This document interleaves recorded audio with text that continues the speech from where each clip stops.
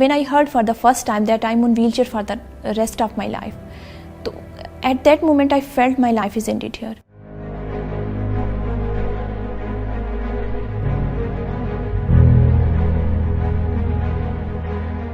तो 2005 का ज़लज़ला ना होता तो आज रुमैला का वजूद ना होता, आज रुमैला कई लोगों की लाइफ को चेंज ना कर रही होती, मैं एक आम लड़की की तरह एक आम ज़िंदगी गुजार रही होती।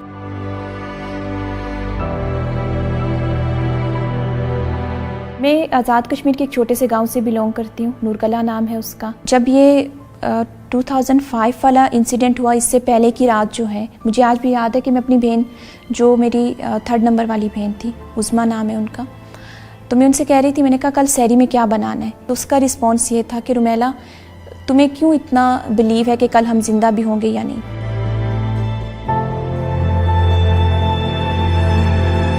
जब ज़्यादा ज़ोर से ज़मीन हिलने लगी, कांपने लगी, तो अम्मी ने मुझे कहा कि अम्मी की आवाज़ आई कि घर से बाहर भागो, ज़लज़ला हो रहा है। तो मेरे घर के सामने खेत था, खुले मैदान भी होते हैं, खेत भी थे, तो मैं उस साइड पे भागी हूँ जब, तो सडनली किसी चीज़ ने मुझे कैच कर लिया, तो मैं मलबे के नीचे आ गई।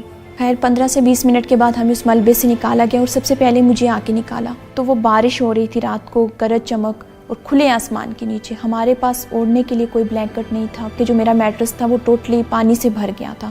मेरी टांगें ठंडी हो गई, उनमें मतलब मुझे इतनी सर्दी लग रही थी। तो मैं बार बार अम्मी से कह रही थी, मैंने कहा अम्मी आप दुआ करें मैं भी मर जाऊँ।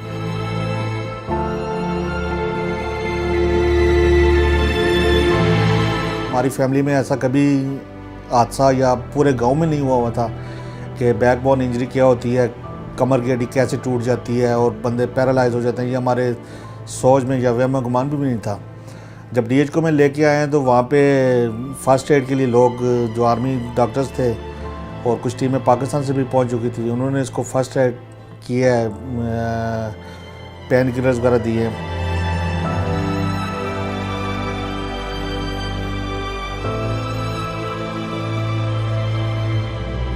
उस टाइम पे डॉक्टर्स बहुत अच्छा बिहेव कर रहे थे। एक दिन एक डॉक्टर आए और उन्होंने कहा कि हम कुछ पेशेंट्स जो हैं उनको पाकिस्तान से UAE भेज रहे हैं फर्दर रिहेबिलिटेशन के लिए, तो मेरा नाम भी उसमें उन्होंने इंक्लूड कर दिया। तो वो इतने ज़्यादा केयरिंग थे, वो इतना ज़्यादा हमें सपोर्ट करते थे। वो कहते थे कि आप लोग हमारे लिए स्पेशल गेस्ट हैं, आप पेशेंट नहीं हैं। मैंने रुमैला को व्हीलचेयर पे बिठाया तो मैंने कहा बेटा अब तो आप चेयर पे आ गए हो, व्हीलचेयर पे आ गए हो, व्हाट डू यू वांट। ये मुझे कहती है कि भैया एक मिशन है, आप मुझे पढ़ाएंगे।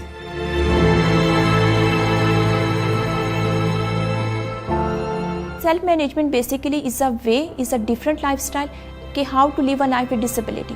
आपने देखा होगा कि मैं व्हीलचेयर से गाड़ी में कैसे शिफ्ट करती हूँ, आप अपनी ड्रेसिंग कैसे कर सकते हैं, आप डेली बेस पे अपने आप को मैनेज कैसे करते हैं, आपकी कुछ एक्सरसाइजेज होती हैं जो आपने करनी होती है रेगुलर बेस पे। It's a two way process. हम ना सिर्फ उनकी सेल्फ स्किल्स को इम्प्रूव करते हैं, बल्कि हमारा ये फोकस भी होता है कि मार्केटेबल स्किल्स भी उनको दी जाएँ। बड़ा बेटा है वो तकरीबन मुझे 7 माह के बाद उसका पता चला कि वो इस तरह हैं, यानी सुन बोल नहीं सकते और सुन नहीं सकते हैं। ट्रेनिंग के बाद मैंने ये चीज़ महसूस की है कि इसमें एक तो जज्बा इतना पैदा हुआ कि हर काम को इसने करना है, यानी लगन के साथ कि ये काम मैंने करना है तो करना है। टिल डेट अभी तक 2021 में हमारे साथ जो जितने भी लोग पूरे पाकिस्तान से रजिस्टर्ड हुए वो 5000 प्लस लोग रजिस्टर्ड हुए हैं और जिन तक हमारी सर्विसेज पहुंची है वो 1000 तक हैं। हमें लोग अप्रोच करते हैं, कंपनीज अप्रोच करती हैं कि हमें इस स्किल का और इस एजुकेशन लेवल पे लोग चाहिए, तो हमारे पास जो डेटा आता है तो हम उनकी जॉब प्लेसमेंट पे भी काम करते हैं।